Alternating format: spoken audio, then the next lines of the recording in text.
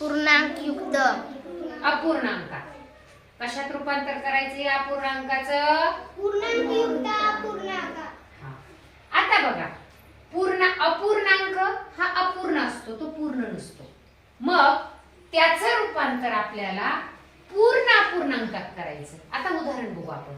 चला वाचा. 5/2. 5/2. याच्यातला अंश कोणता आहे बरं? 5. विठ्ठल लक्ष दे, याला काय म्हणायचं? अंश. वरचा अंक अंश असतो आणि खालचा छेद असतो. आता हा आहे अपूर्णांक.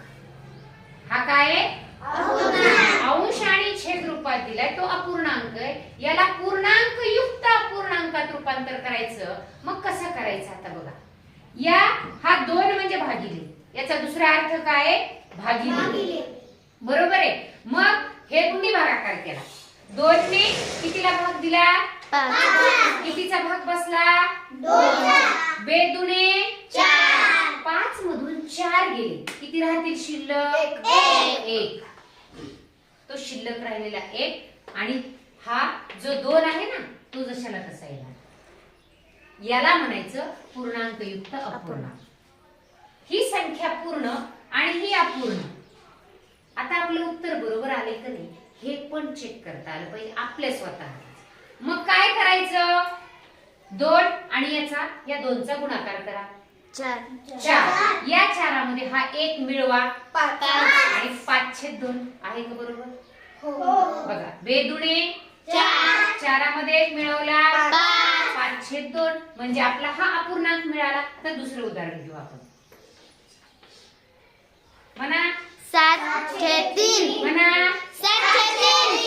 7/3. आता तसंच भाग द्यायचा आपल्याला. चला 3 ने भाग द्या 7 ला. म्हणा मोठ्यानं. 3 2 6. 3 दुने 6. 7 मधून 6 गेले. किती राहिले? 1. तो झाला अंश आणि छेद किती आहे? 3. आता परत आपण ताळा बघूयात. चला करा 3चा आणि 2चा गुणाकार. 3 दुने 6. 6 मध्ये 1 मिळवा. 7. 7/3 आहे का बरोबर? आता बघा पुढचं एक उदाहरण घे. 5. चला मोठ्यानं वाचा. 8/5. याचं करा बरं पूर्णांक युक्त अपूर्णांकात. कितीचा? आता काय करायचं? 5 ने भाग द्यायचा 8 ला. म्हणा 5/1 5. 5 दुने 2चा भाग बसन का? नाही. कारण इथे 8च आहे. 5/1 1चा भाग बसला म्हणून तो 1 लिहिला. बरोबर आहे? 5/1 5. मग ह्या 8 मधून 5 गेले. कारण 5चा भाग बसला 3. ही झाली बाकी आणि खाली छेद 5. परत आपण आपला ताळा बघूयात. 5/1 5. 5 मध्ये 3 मिळवले. 8/5. बघा आता पहिली दुसरीला जर असं नाही जमलं डायरेक्ट तर आपण भागाकार करायचा. बघा आता 8/5. 8/5 छेदच्या खालीचा जो अंक आहे ना तो भागाकार असतो. त्या अंकाने भागायचा अंशाला. चला म्हणा 5/1 5. खाली राहिले 3. हा भागाकार झाल्यानंतर आलेला भागाकार असतो पूर्ण संख्या. उरलेली बाकी असते अंश आणि हा भाजक असतो छेद. लक्षात आलंय? जर डायरेक्ट तुम्हाला असं नाही आलं 3री 4थी सारखं तर अगोदर याचा भागाकार करून घ्यायचा. मांडणी मात्र अशी करायची. काय म्हणायचे? 8/5 म्हणजेच 8/5.